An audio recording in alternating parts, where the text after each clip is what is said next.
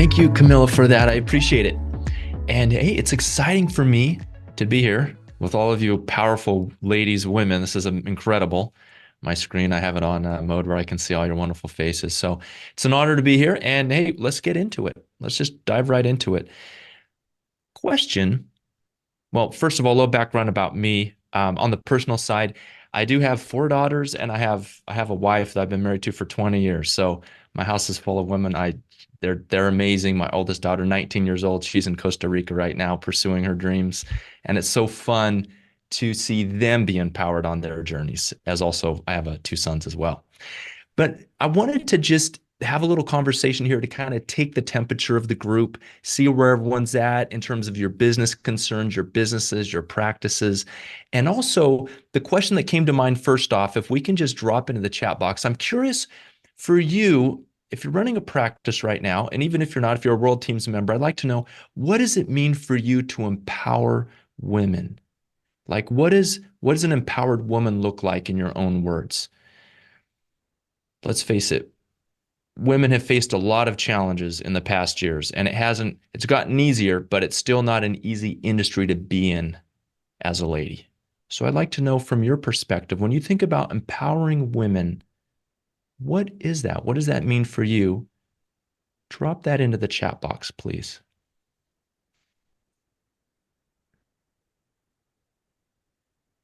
Okay, Sam says empowered women means less barriers, confident, fulfilled, self-assured, give support, independent, being respected and valued, partnering with respect and support, being treated equally, honoring their instincts, to feel that we can do everything we set our minds to, which we can, make another woman believe that they can go after what they want with no fear. Empowered women elevate others. Taking risks and being brave.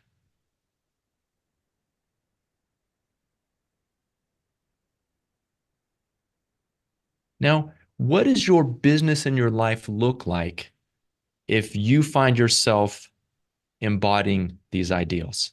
So what would be the tangible, measurable things? If you're more confident, if you're being respected, what is showing up in your business that's tangible? What's showing up in your life that's tangible, that's measurable, that someone could look at and say, damn, there's an empowered woman.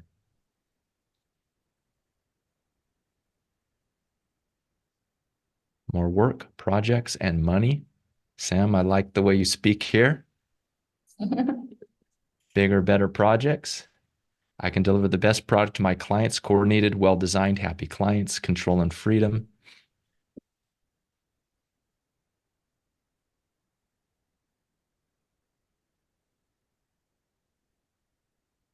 A business plan, people plan. Clients see the added support and best quality by a woman-owned business. Okay. Growth in a multidisciplinary practice. Repeat and word of mouth business. Okay. In my experience, so we run a program called Smart Practice. It's a small practice accelerator that we've been running. I've been running for about almost the past 10 years now. And in that group, we generally have, I'd say our makeup is about 50% men, 50% women. And that's interesting because, as you know, in the industry, the actual statistics of small practice owners doesn't match that. So we actually get more women in our program than is represented out there in the industry.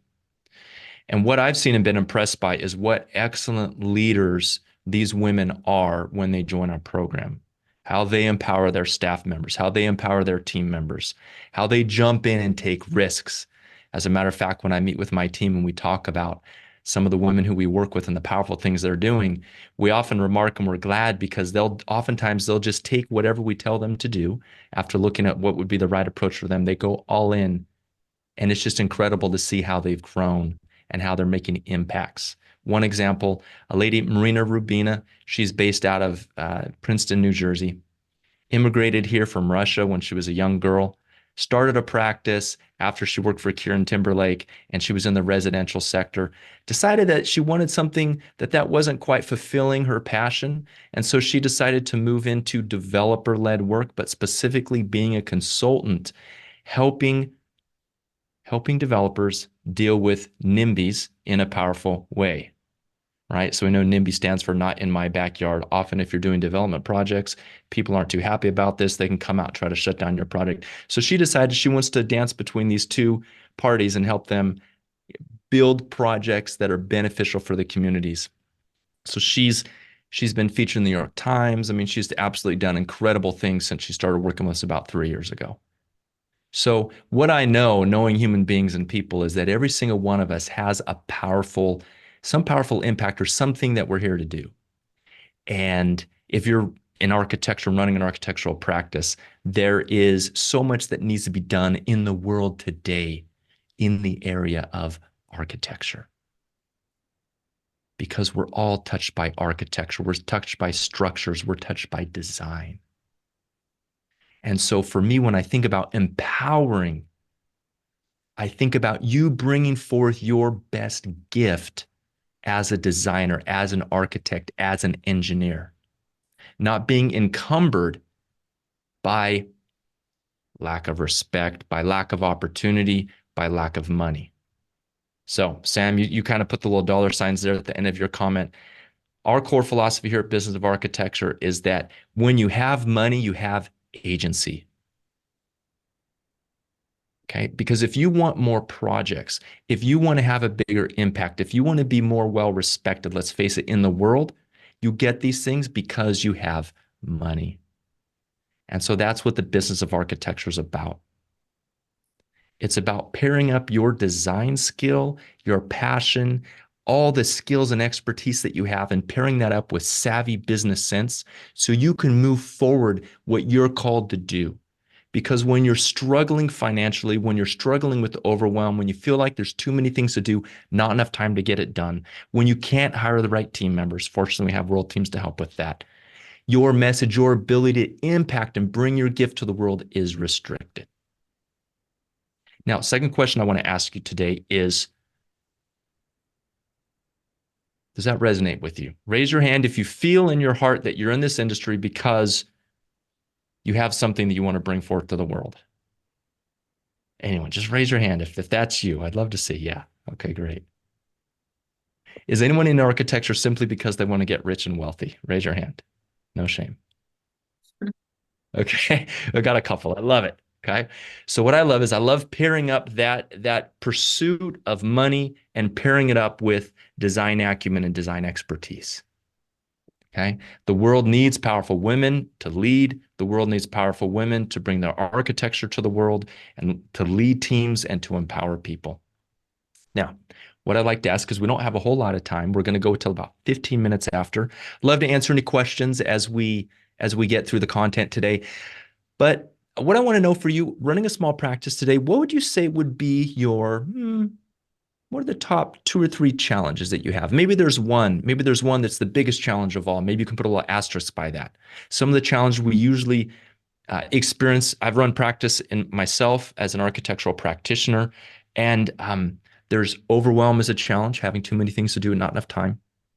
Difficulty hiring, finding the right team members, having to micromanage the team that we do have, finding that when we hire more people, we end up being stretched even thinner because now we're having to look over their shoulder, correct mistakes, and then obviously maybe not even sleeping well at night because we have that added stress of something possibly going wrong. There's financial difficulties, the up and down feast or famine. Some months bringing in a very lucrative amount of money, other months barely getting by. The nervousness or anxiousness about where the economy is headed, where things are going in the future, the mental load of all the things that you have to do as a business owner. So drop in there what you think would be your top challenge right now on the business side. It could be management, it could be growth, it could be hiring, it could be a sense of overwhelm and feeling very taxed. Okay, Marta says, getting our name beyond those who know us already. Cash flow and invoicing, time management, work-life balance, and growth. Managing clients, projects, managing the team, juggling. Management takes away from design time. Absolutely. Growth and swing of workload. Finding a good bookkeeper. Balancing current projects and growth. Marketing, social network. financial stress, hiring and training, work-life balance. I want to speak to that. Everyone's got the same problems. Well, sorry, was It's that? like I'm Maybe that was just someone's off mute. Okay. So I get financial stress, and I'll just tell you a little bit about me, how I got here, for those of you who don't know about business of architecture. And then what I thought we'd get into today is how to conquer overwhelm, how to bring the spirit of Zen to your practice. Who would like more Zen when they show up in the morning? Whether you're drinking your tea and just looking at an empty inbox. Yeah, absolutely. So I thought we would go over that today, okay? Because sometimes I see some hearts, appreciate that.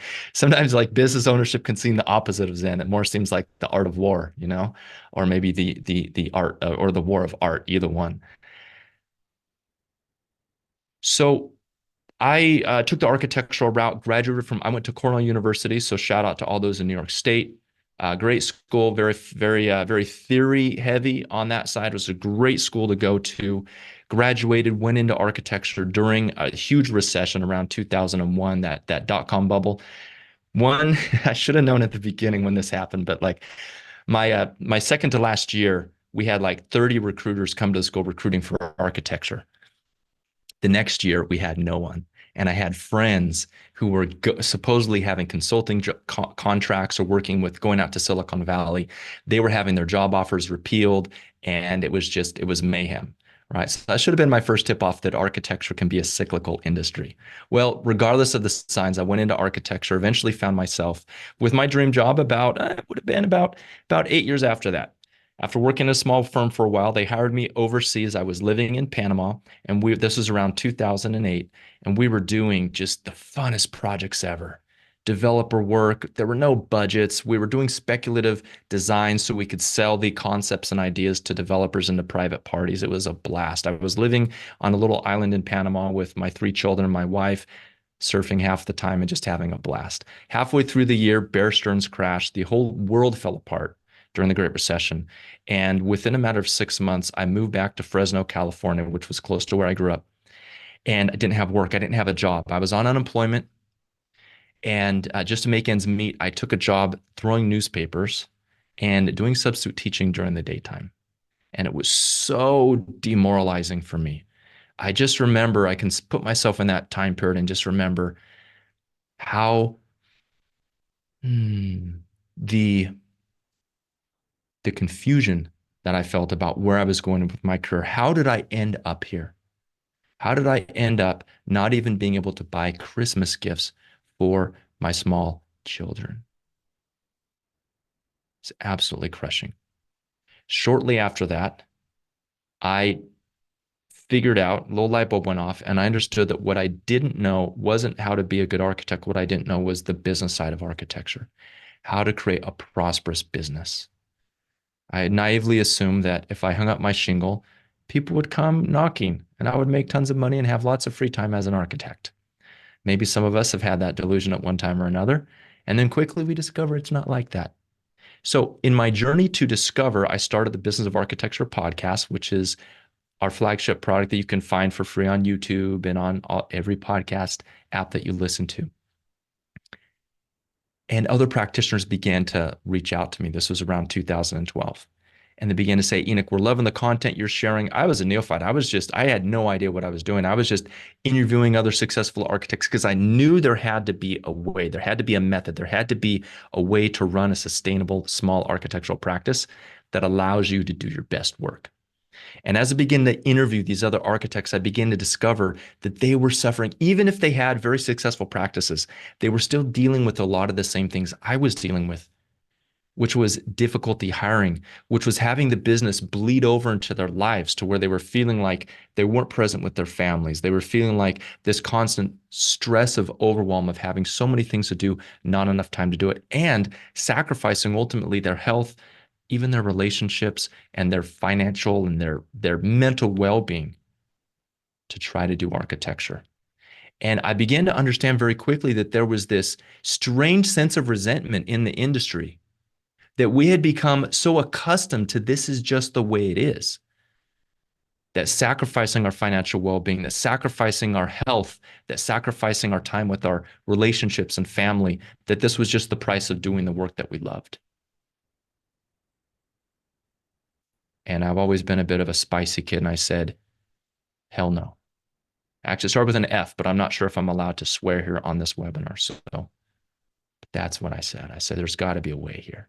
So I started the Business of Architecture podcast. Fast forward, during that time, organically, as architectural practitioners began to reach out to me, I began to learn, guess what, a lot about the business of architecture. Okay. And because of the knowledge base that I started to accrue, we began coaching other small practice owners. And so we've had a little laboratory over the past 10 years of coaching small practitioners about how to achieve what you might call being empowered as a practice owner. So today, let's have a chat about, so that's why I'm here. That's what I do. And it's my honor to be here. Let's have a chat. I'm going to just pull up my screen here, and I'm going to run you through a little bit of content that I think will be valuable for everyone on here, whether you're absolutely crushing it and you already have a Zen practice where, you're walking in the office and half the time you don't have anything to do because your team has everything handled, or whether you're in the midst of chaos where you have digital files stacked high on your computer and on your server, waiting for your attention or to get to them. This will be relevant for you. And this will also be relevant for your teams. Okay, so I'm going to share my screen here. And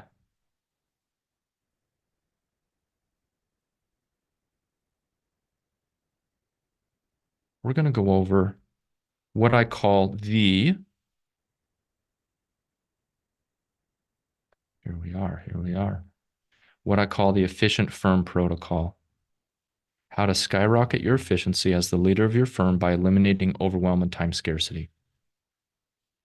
Running a business is always going to come down to how much time you have or how much time it feels like you have. Because let's face it, if you feel like you have a lot of time, even if you don't, if you have a feeling of ease in your practice, you're going to show up more powerfully. You're going to be able to spend more time on design. Ideas and insights about moves you should be making with certain projects are going to come to you in more effortlessly and more of a flow state. But on the other hand, what happens when we're in chaos, when we feel like we're overwhelmed, when we feel like the stress level is high? Doctors have shown that this spike in cortisol, while it's good in the short term to heighten our senses, to give us adrenaline, to help us to run away from the saber-toothed tiger, over time, it's absolutely detrimental.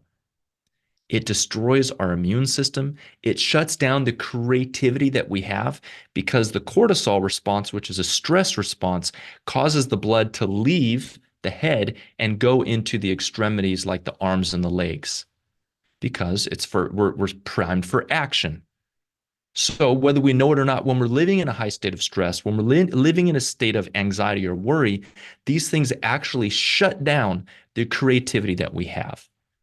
Now, that's directly impactful for you as a practice owner, because if you're designing, it's going to shut down your ability and some of the creativity that you can bring to your work. It's also going to shut down some of the creativity for you to be able to see solutions to the business problems or challenges or possibilities that you have in front of you. For instance, winning new projects, entering new markets. All these things take energy. It takes energy to do something besides the default that we have in our practice right now. So if we're trying to reach for something greater, it's got to come from energy, and stress and overwhelm is the opposite of energy. Because when we're stressed and overwhelmed, we end up drinking more coffee, we get the jitters, we become addicted to coffee and tea, we're using stimulants to be able to get ourselves revved up for the day, and then we come home at night, and then what happens? Well, now we can't sleep, we have things on our mind, and so now we're taking a sedative, maybe some sleeping pills, maybe a little bit of CBD to be able to calm down for the night, and we get in this cycle where now our bodies are dependent upon stimulants or sedatives just to be able to function. Which means that your best gift is being left hidden and not fully discovered because of the stress, overwhelm, and time scarcity. Okay. If anyone identifies with that, just raise your hand to camera so we can see that I'm not alone, because I've definitely experienced this 100%. Okay. All right. I did want to mention that there's a follow-up training to this called the Smart Practice Method, and I wanted to just gift it to everyone here for free. If you just write this down in your notes, or we maybe send on an email later, smartpracticemethod.com.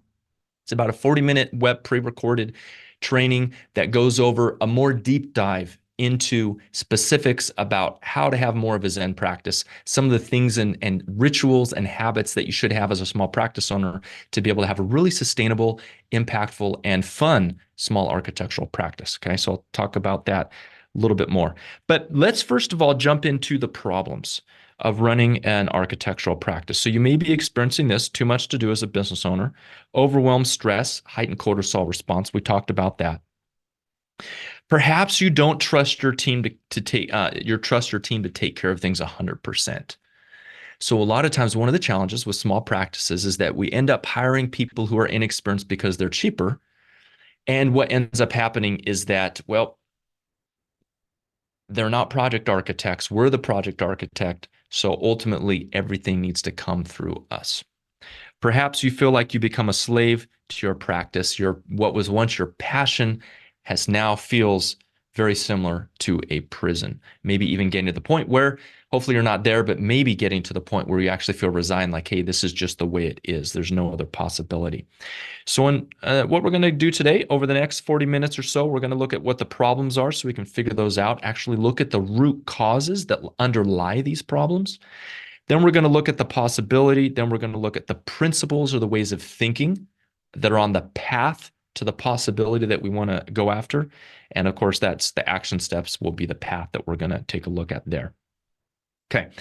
So if we think about the problems being these, too much to do, overwhelm, stress, cortisol response, shutting down our creativity, not having the trust that we'd like to have in our team, even becoming slaves to our business, the possibility would be the flip side of that, which is effectively managing all the competing priorities that you have on your task list, having a feeling of peace and ease with your practice, where you know when you leave for the day, you can mentally shut off, you can go be present with whatever you're doing outside of work, or you can even structure your life to have more time off instead of working the typical 40 to 50 work hours a week that people typically do.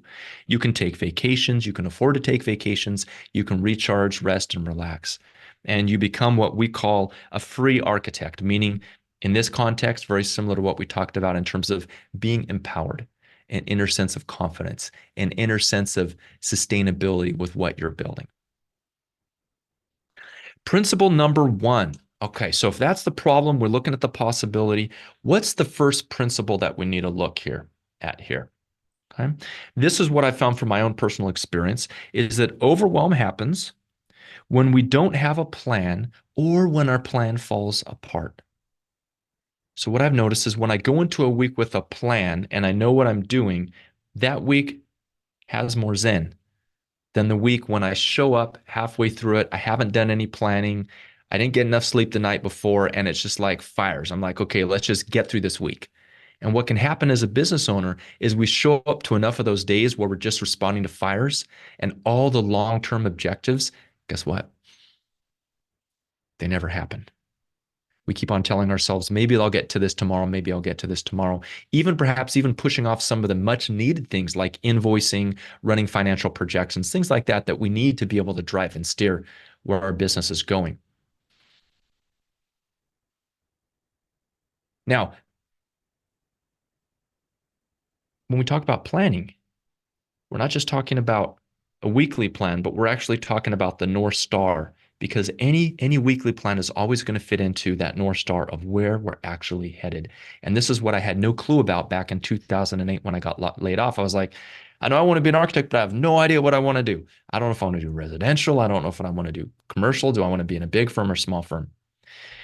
My recommendation is if you're a practice owner right now, is that you're going to spend 2 to 3 hours a week planning, even up to 4 hours a week planning. And when we look at planning, there's a couple different areas here. There's project management planning. This is just taking a look at all the projects up on the board, seeing, this is the more tactical to do kind of thing that you're probably already doing very, very well.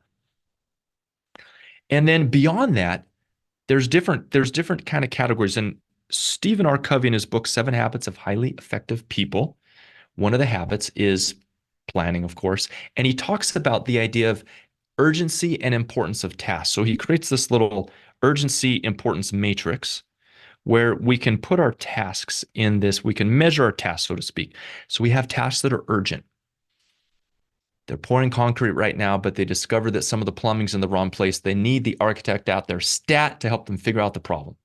Okay. So that's something that's urgent and it's important because they need to pour the concrete. We need to give them the response. Something that would be, and then what we have here is we can have, this goes from low down here to high up here. And then over here we have low. So we have tasks that are low urgent, high urgent. We have tasks that are low importance or high importance. So let's put a pin in that. And then we're going to jump over here to our next principle. We're going to go over that matrix a little bit later. Okay. Principle number 2 is that your cost-based short-term mindset is costing you long-term and keeping you stuck. In other words, putting out fires. So what I found for myself as a business owner is that my natural default is to have a cost-based mindset, meaning when I'm looking at things in front of me, my mind, for some reason, always wants to focus on what things are costing me as opposed to the benefit that they give me. Early on in my career, I remember I had a friend of mine, Eric Bobrow, who's an ArchiCAD consultant and also runs consults on marketing for architects. And we were collaborating a bit, and he was at my house and we were chatting. And he mentioned this software tool. I don't remember exactly what it was, but it seemed like it was going to save me some time, et cetera. And I was like, well, I don't know if I can justify the cost of that. And he shared something with me that completely changed my mindset around this. He says, Enoch, if there's anything that's going to save me time, I buy it. So if there's a software tool, if there's a process or a system that I know is going to save me time, if there's something I can delegate to someone else, I do it. I do it religiously because I don't look at it as a cost. I look at it as what it can do for me. So I adopted that mindset. And the first thing I did was I made my first hire, which was just a virtual assistant. It was just someone to manage my calendar. It was someone to kind of go through my email inbox, help me triage and figure out which things were most important. But when I hired a VA, just that one move doubled my income. But I remember as I was considering hiring a VA, I remember thinking, I don't know if I can afford a VA. Does anyone identify with that? Like when you're looking at hiring, when you're looking at making some investment, whether it's marketing or hiring WorldTeams, you're like, oh, I don't know if I can hire, I don't know if I can afford that, right? That's a symptom of our cost-based thinking where we're just focused on what something costs instead of the benefit and the value it's going to give us. Principle number 3, if we're looking at overwhelm and we're looking at stress as business owners, and we want to unleash more of our creativity, we want to be more powerful and empowered, we need to understand what are the root causes of the things that are holding us back, not just the surface level, because overwhelm and a task list that's a mile long, that's a symptom of another root cause underneath it. Some of the root causes that we notice cause people to have overwhelmed stress and feel like they're constantly in chaos is number 1, they've taken on too much work. Anyone identify with this? You know in your heart of hearts that you probably have. You're probably overcommitted a little bit. Number 2, inexperienced team. So for whatever reason, maybe you were having a cost-based mindset, and so you hired people that had low salaries, thinking that you were going to save money, but also there's just not a fit maybe with some of the things you need them to do. They can't do them very well. And so now you're just, you want to keep the people you have. They're not bad enough you're going to fire them, but now you're like, okay, well, maybe we're going to put you over here. And so now you have still a gap in your roles in your team. Number 3, I know no one on here has this problem, can't let go. Anyone identify with this? 2 hands to camera if you know there's some things that you just have a lot of difficulty letting go of. And then number 4, you don't understand how to appropriate time in an architectural practice. No one teaches us how much time should we be spending on marketing, how much time should we be spending on planning, how much time should we be spending on forecasting, how much time should we be spending leading and guiding our team. And also the amount of time that we should spend in each one of these areas for running a small practice. It's very sensitive because in a large practice, if you have 100 people working in a firm, there's lots of room for error for one person to have their priorities a little bit out of whack with how they spend their time, because that can be absorbed in the entire practice. But when you're running a small practice, every little minute and hour for you as a leader actually matters. So you want to have an understanding of, depending on how big you are, how much time should you be spending on planning? Because these things will change as your size changes. The amount of time someone should spend on marketing and business development will be very different for someone who just started and is a sole practitioner versus someone that has now a team of 12 or someone who has a team of 20. And then principle number, so these are kind of these are some root causes here. Now, when we look at these root causes, what's really interesting is these root causes just usually come down to one thing. It comes down to money. So it goes back to the idea of agents that we talked about before. Okay. All right.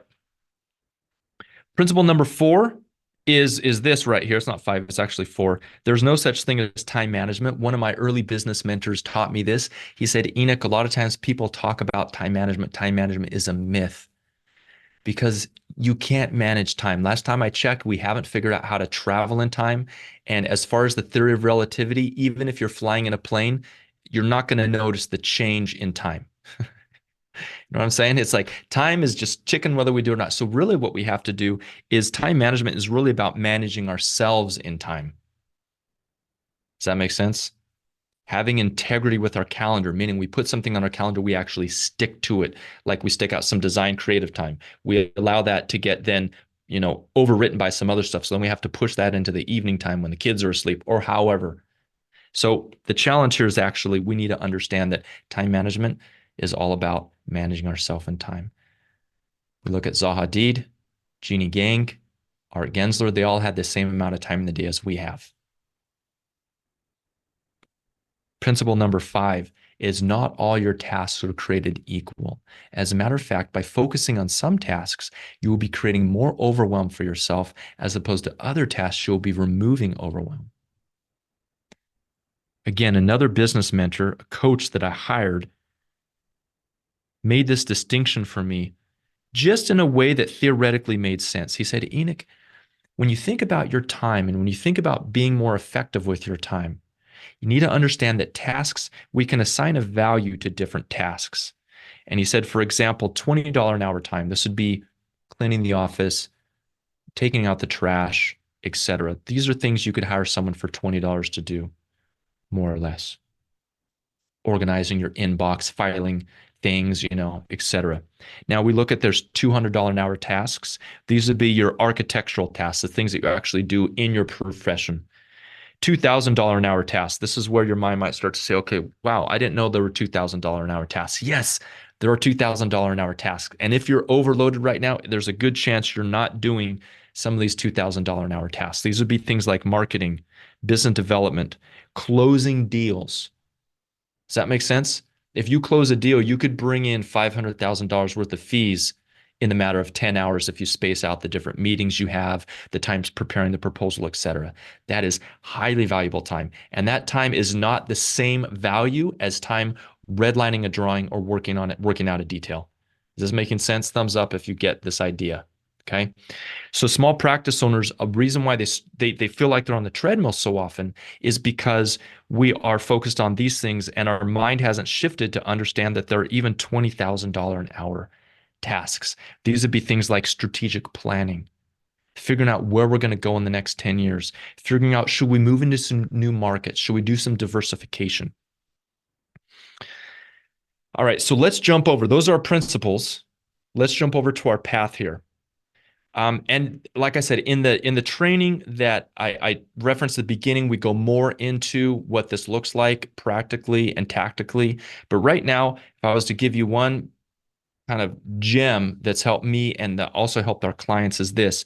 Number one, craft a solid 3 to 5 year vision. It doesn't matter if it's perfect. And I know as architects, designers, engineers, especially the engineers, we get so caught up with perfection.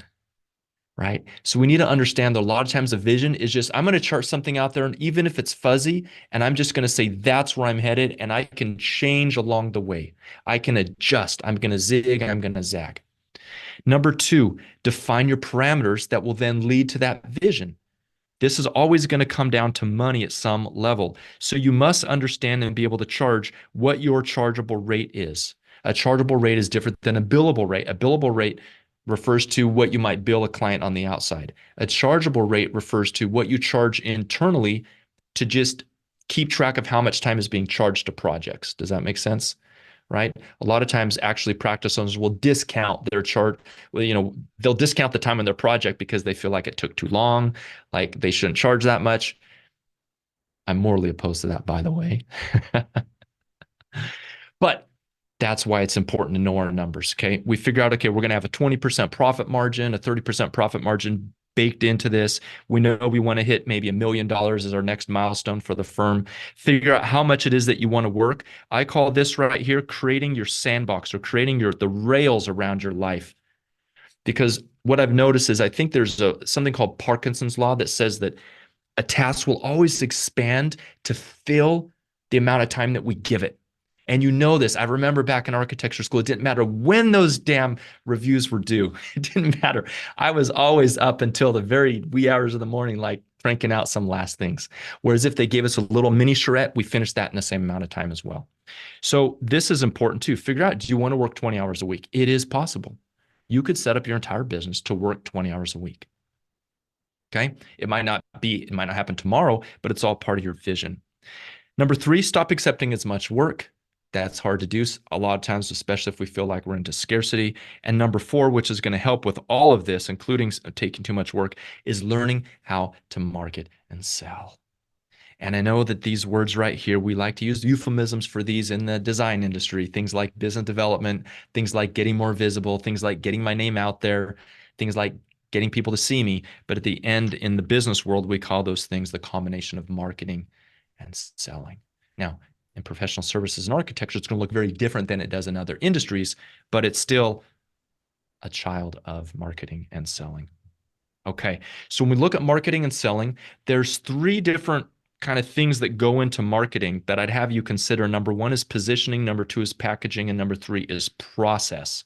So when you look at your sales pipeline, a really strong sales pipeline can solve a whole lot of problems for you in your practice because it's going to bring in a lot of money. And with that money, you can build a team. You can train people. You can hire qualified people who can run projects hands off. In our view, the best team you can have is start to build a team that is independent so you can provide the vision, the creative direction, and the team can execute the projects. All right. Positioning, what's positioning? Positioning is how the market, your clients, etc., even potential hires, how they see your practice compared to the competition or compared to the other options. That's why it's called positioning, because it's positioning you against everyone else. Packaging is the branding that goes into that positioning. It goes into not only the clothes you wear, but even things that you may not be aware of, like how you speak, the words that you use, your presence in a meeting, as well as your website, traditional branding, images, portfolio, things like that. Process, this is where we're talking about what is your process for taking from someone who's an unknown or perhaps a referral over to a client. And that would be your process. How many meetings? What kind of in-depth investigation do you do? How do you decide to structure proposals, etc.? All right, number 5, hire experienced. I talked about that earlier. If you simply followed this and started hiring experienced people, even though they're substantially more expensive, you will find suddenly your life get easier. And number 6, what I call having billionaire accountability, meaning that every successful person knows that they don't build their business, they don't build their lives and on an island. And I think this is why our women owners in the program, by and large, do really well, because it seems like they have, for some reason, they have a more collaborative approach to what they're doing. And so they're willing to share with others. They're willing to be challenged. They're willing to reach out when they need help. And so, and this applies for anyone, this idea of having accountability, having a support network, having people around you who can empower you to move forward and actually meet your goals is super important. Okay. So I'd love to answer any questions. I'd love to know for you, before we jump into questions, if you could just drop in what's your top takeaway. And while I do that, I'll share my image of my calendar. So I didn't talk about time blocking on here. Some of you may know what time blocking is. This is more on the tactical side. I really wanted to go more into the principles because the principles for me drive the tactics. But time blocking is just where we basically block out everything that we know we need to do on our schedule. So when we step into our week, we know what we're doing. And we make time for the things that are really important. Like, for instance, right here, my marketing and sales meeting. Okay. So this is what time blocking looks like. Now with that, You can go to Smart Practice Method and get access to that training that I talked about earlier. And other than that, I would love to answer any questions or just hear comments. But I would love to know your top takeaway from today. Like, what is it that what is your top takeaway from this conversation about overwhelm, about stress?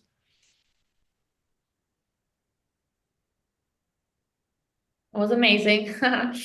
Thank I you. I loved it, and I love the time blocking. I will start doing that. I don't do it, Mhm. and I always, just like you said, say I'll get to it tomorrow. Somebody else? Everyone's Yeah, shy. drop it into the chat box. What's your top takeaway from today? Top takeaway from today. Drop it in the chat box. What your top takeaway? If there's one thing that you took from our time together, other than all those amazing introductions at the beginning. I love the email triage where we started this by understanding the importance of this, time planning. Yeah, yeah. Email triage, little hacks like that. These can be enormously freeing for you. So, for instance, on my team, I have someone, she goes into all my email. I was just gone for 12 days in England on a retreat with my wife. It's nice. We will take some time away. We're in this beautiful sanctuary in northern England. Came back with 7 email messages. And I receive probably 75 emails a day. So, that's the power of having someone in your inbox filtering through things, figuring out what's most essential. That's a great one. Planning consistency. Great. Okay. Well, I know we're over a little bit. We did let this meeting go over for some questions. So if there's any specific questions, I'd love to answer those for you. Business of Architecture, we're here to support and empower architects, no matter the gender, no matter the sexual orientation, no matter the race, no matter the location. We are here to empower you to bring forth your best work as an architect. And that's our passion. We don't do design, we don't do architectural detailing, we don't do any of that. We focus exclusively on what supports your mission and you to get that done. Amazing. Also, the worth part, just like Mart, Gigi saying, that's very good. Like very, very good. I love it. I love it. That's beautiful. Know your worth. Yeah, if we could just instill in all of us your worth as a designer. Architects are severely underpaid. Engineers goes for that as well, although engineers tend to do a bit better than architects do. So capturing that value. Yeah, it's a Beautiful. discipline. Yeah. Yeah. Beautiful. Well, if there's happy to answer any questions, don't be shy. Other than that, my work here is complete for the day, I believe, and I appreciate your keen attention, everything that you brought here just by your energy and paying attention and being here with us today. Thank you for the WorldTeams team inviting me in today to give value to your network. And I appreciate what you're doing. As you mentioned, we have referred a lot of clients to you because this is a big need, which is being able to scale teams. So we appreciate that, there's a trusted source that we trust, and we enjoy getting to know you guys better as well.